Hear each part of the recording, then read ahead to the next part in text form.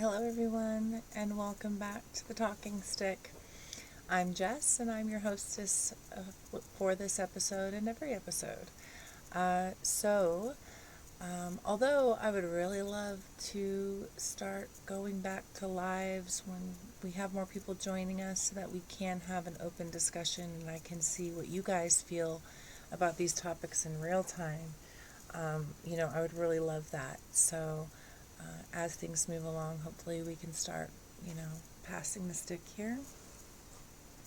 But today I'm going to close down our discussion on divination with a form of divination that I find super interesting, and maybe a lot of people don't really believe in, but I do, and so I thought maybe we could talk a little bit about it. That form of divination is mediumship. Now, historically, mediumship has been present in just about every culture, in all of history, the oracles, there's, you know, at Delphi, and, so the Greeks and the Romans both, had it present, as well as the Egyptians. It's often called maybe necromancy, so, communing with the passed over loved ones, but it also could be, there's a few different types of mediumship, but it also could be, just communicating with like angels and other spiritual beings, so non-physical beings. So I just thought it would be really fun to sort of talk a little bit about this. Even in the ancient, French cave paintings, there's definitely discussion about, these types of sort of sorcerers who are able to communicate with unseen beings. So, yeah, I just think it's super interesting. Again, I mentioned before that even, like, let's say the Virgin Mary having an angel come to her about birthing Christ. That could be considered mediumship as well. So, thousands of years, different parts of the world, there has been, evidence of both divination as well as mediumship. So, I thought we could talk about that a little bit today. We won't go too far in, but I just thought, hey, why not, right? So, there are many types of mediumship. There's actually 4 different types, main types. So the medium is actually the person that is the communication between the living physical beings and the non-physical beings. So they work as a channel to bring forth these messages. Now, the type that we are probably most, understanding, the type that we understand most readily would be, the spiritual medium.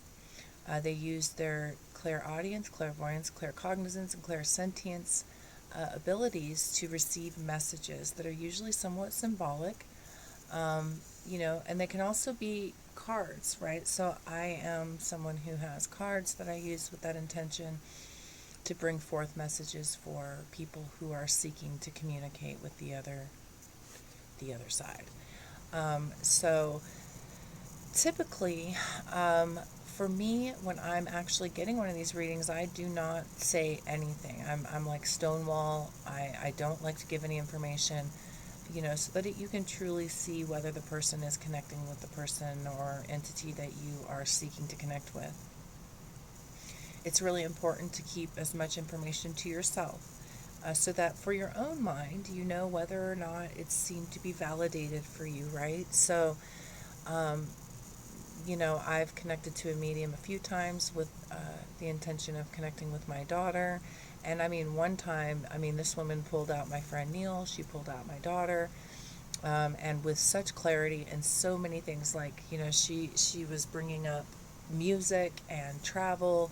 I didn't give her any information about myself, and, in relationship to either of these people. She actually talked about something in relationship to a tree with my daughter's passing, and I had just put her ashes in a necklace that had a tree on it. I mean, things like that. So, I've heard of it with many, many people. Actually, the woman that I have a lawyer right now, and the paralegal and I were discussing this the other day, and she was talking about how she went to connect with her brother, and I mean, there's just absolutely names, dates, things this woman couldn't have even known, things that she didn't even remember till it was brought to the table, and I know that's happened for me as well. So to me, it has been greatly validated by experience, and so I do believe in it. But that doesn't mean that everyone who claims to do this is doing it, right? So, just as everyone's always, fearing like the charlatans, that does exist. So, you want to be careful, maybe look into, maybe someone who has done this and might have, references, right?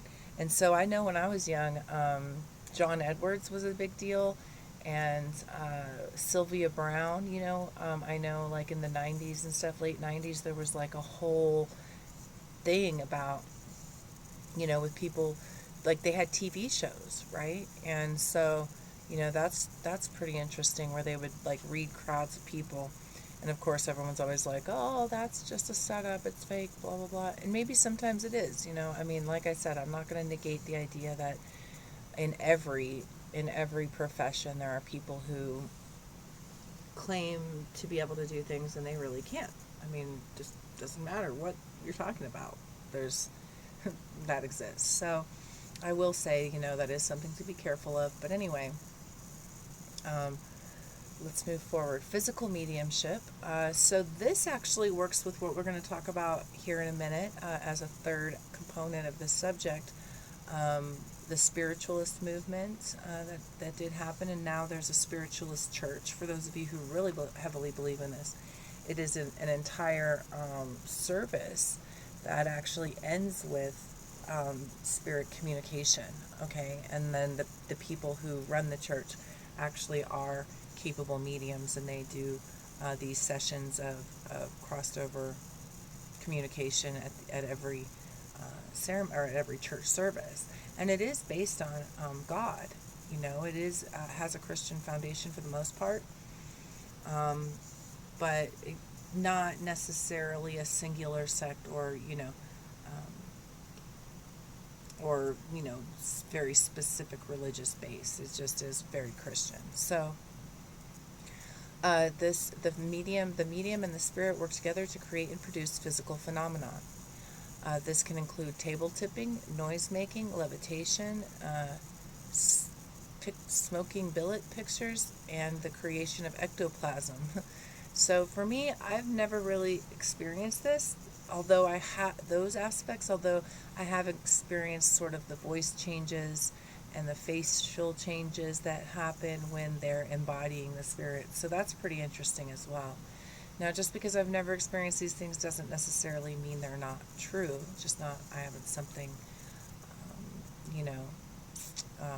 that I've experienced. Energy mediumship. Now, as an energy worker, this is something that, I am more familiar with. This form of mediumship is bringing the divine light energy of spirit through your body to heal and help others. It also can be called in Pentecostalism, the laying of hands. Energy mediumship also refers to forms of energy sending like Reiki and forms of shamanism as well. So energy work is considered a form of mediumship as you become a channel for the energy to transfer through your body and hands, through your crown chakra, and then be able to then transfer that energetic to the being that you are working with. And so the story I told was that for me, I didn't even know about energy, when I was in my early 20s and going to school, and all the people I was touching, or not all of them, but a lot of them were saying I was doing unapproved energy work for them, and I didn't even know what energy was, and, was really flabbergasted at the idea, honestly. And so, it was really interesting to me to be told that. And so people can actually feel and identify when that is happening. It is palpable. So yeah, that was enough for me to think it's real, because again, I had no intention or knowledge, and yet still was able to do that. So now I do it in many different forms. So it is important, with all of levels of mediumship, if you yourself as a medium are feeling in any way unwell, not to do it, and to, recognize that that could actually affect your ability to be effective, right?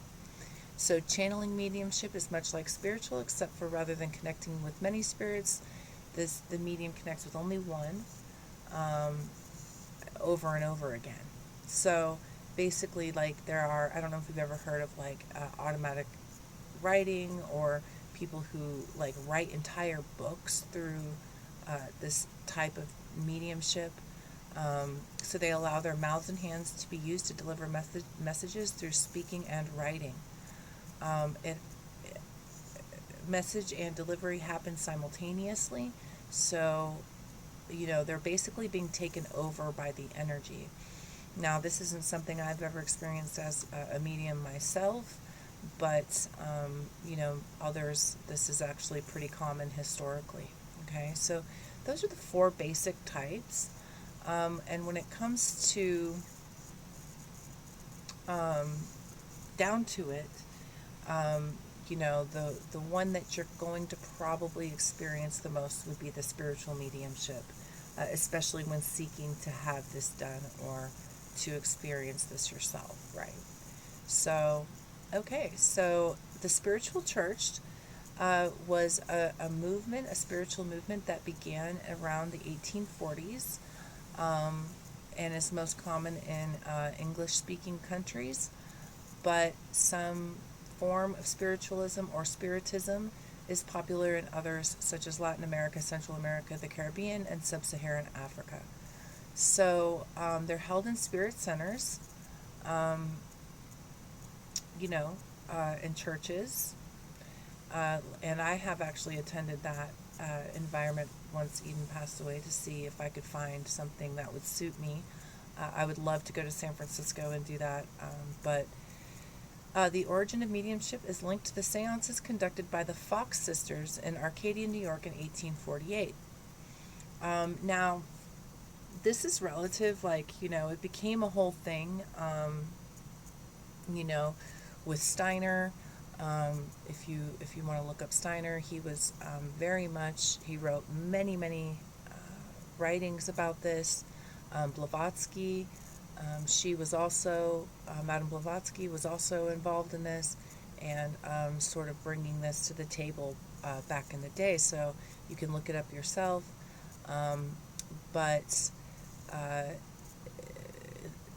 it actually is also attributed to people like the Shakers, and other similar religious groups. But by 1853, it had reached San Francisco and London, and by 1860 was worldwide.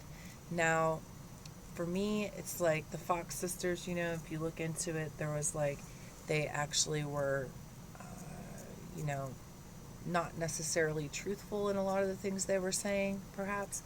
And so, for me, I don't really look too much toward them as a source, but they did remain very active in spiritualism for many years.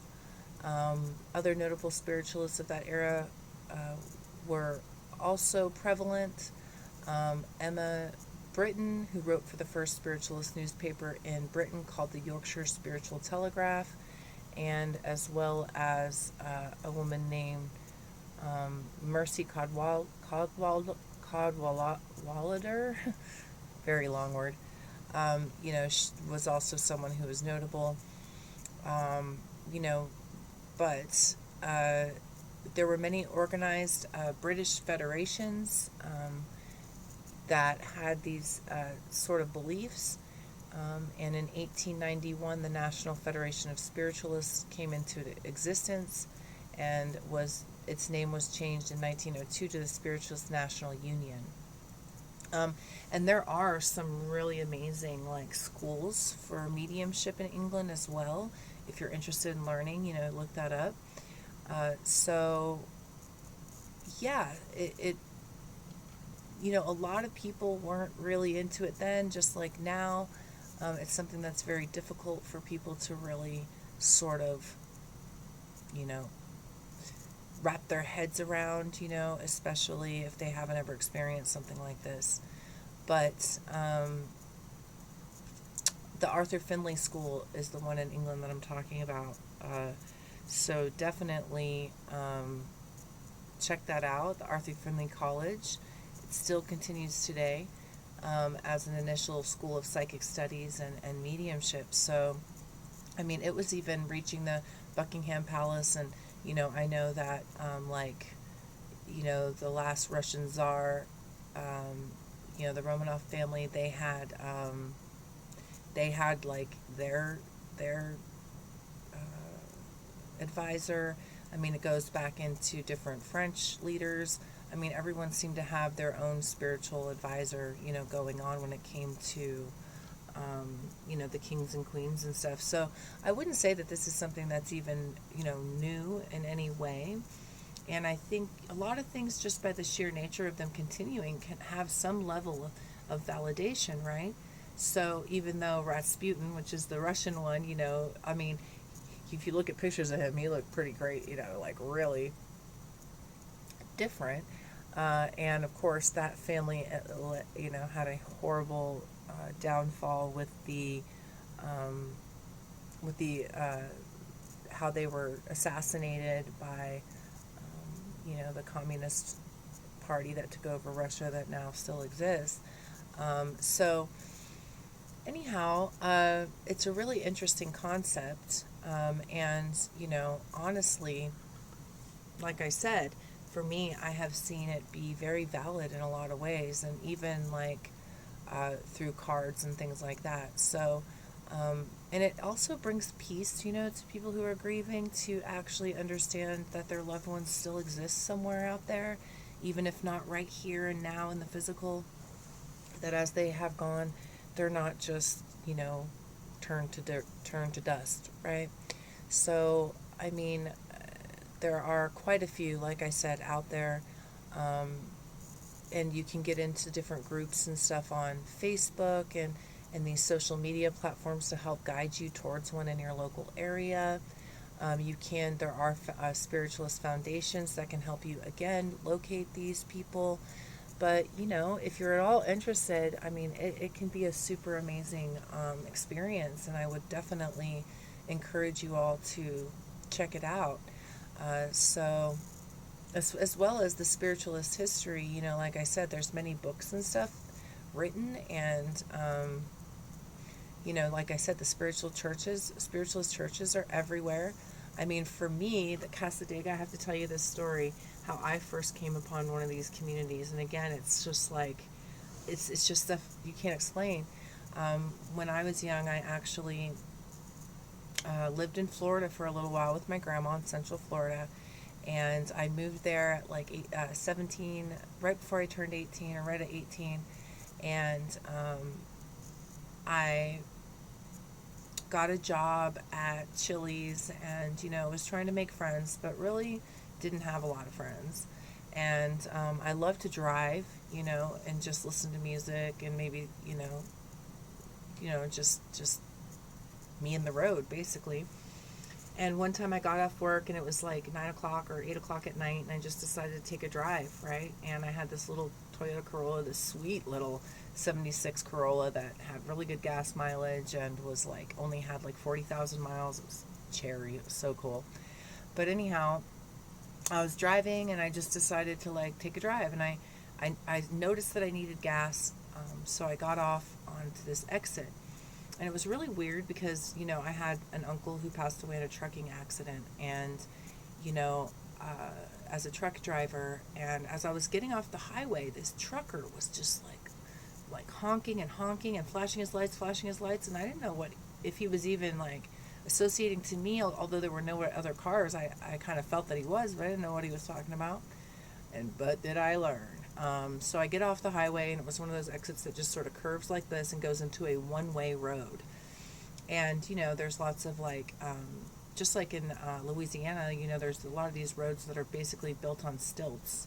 these long bridges. And there'll be one way going this way, one way coming this way. And they'll be separated. Now, this is what that was. And so I'm driving. There's no exits. I mean, it is dark. I don't see anything. There's no way to get off or turn around. And so I'm just driving and driving and driving and starting to get nervous because I'm running out of gas. And so I keep on driving. And, like, I'm getting nervous now. I'm like, this is how scary movies start. What am I doing? I'm by myself. I'm 18 years old. I'm like, what am I doing? And so finally the road tees. And I'm just like sitting there with intuitive value going, which way do I turn? Like, there's got to be gas somewhere. I've already driven quite a while. Luckily, it was that Corolla with good gas mileage. And, I'm just like, I just need to find gas. So I just decided to take a left. And I continue to drive. 2-lane, 2-way road. And basically drive and drive. So at some point, this road ends.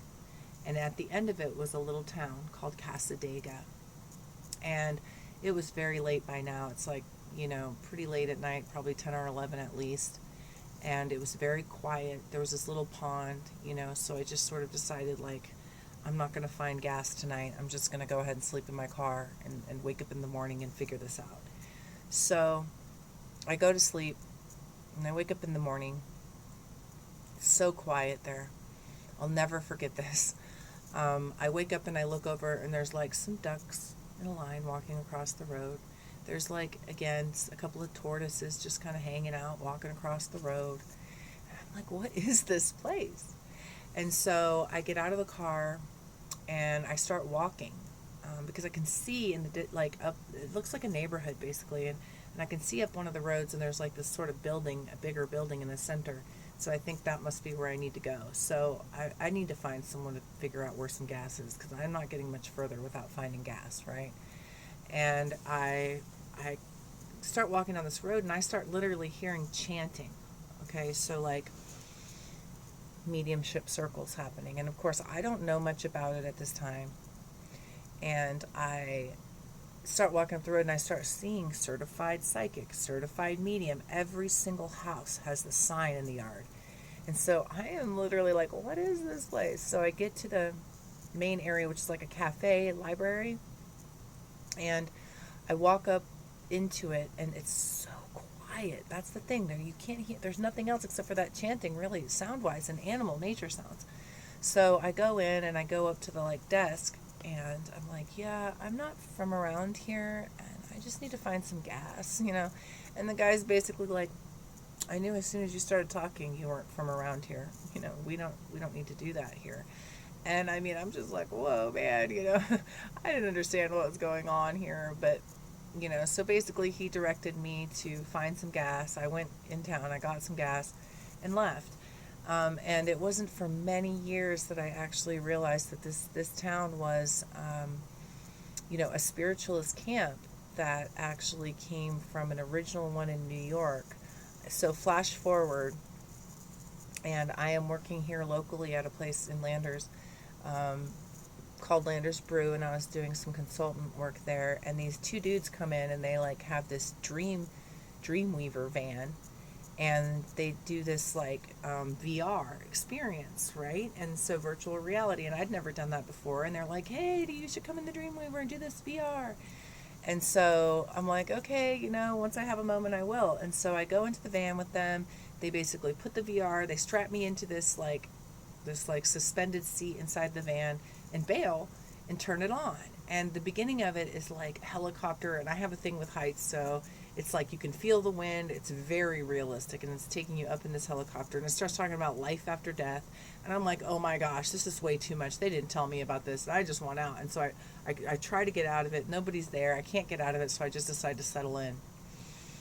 The helicopter takes off, and it lands in New York, and it's talking about the spiritualist community that started, back in the early 1900s, and,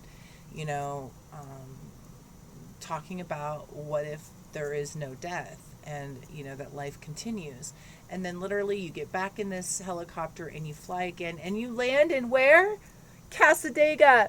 Like, I was like, oh my gosh, I've been there, and like it totally connected to me, this bigger picture. And I couldn't believe it was being brought back to me. I literally asked people about it, like, hey, people from Florida, like, have you ever been to Casadega? And like, I was at a point of thinking if it was even real or not. And there it was, in this VR in the middle of the desert, so it was very psychedelic. And then, of course, that was not too long before. That was like 2017. And, of course, 2019 is when the series, when my friend Neil passed and then Eden passed, and all of this mediumship and everything just sort of came full circle. It's sort of, I just couldn't even believe it. And I mean, I could tell you the whole story of how everything connects and, how this all ended up working itself out. But yeah, pretty amazing. So anyhow, thank you guys so much. Please put any comments you'd like to in the bottom. Any experiences you've had with mediums, I would love to hear. And any mediums out there that want to interview with me on this show to talk more to my peeps out there, I'd love it as well. But happy Friday, everyone. Have a great weekend. Thanks again for showing to grow and glow together as a community. We don't have to be, experts to learn, right? And so thank you so much for showing up here with me just to chat about some stuff that I think is interesting. And I look forward to next week with you guys. I do have a busy weekend. I'm just not sure what's going to happen with next week, but I'll do my best to get as many out there as I can, okay? So, all right. I will talk to you soon. Please like, please share, please subscribe, and I will see you guys on the flip. All right. Happy December. Okay. Bye-bye.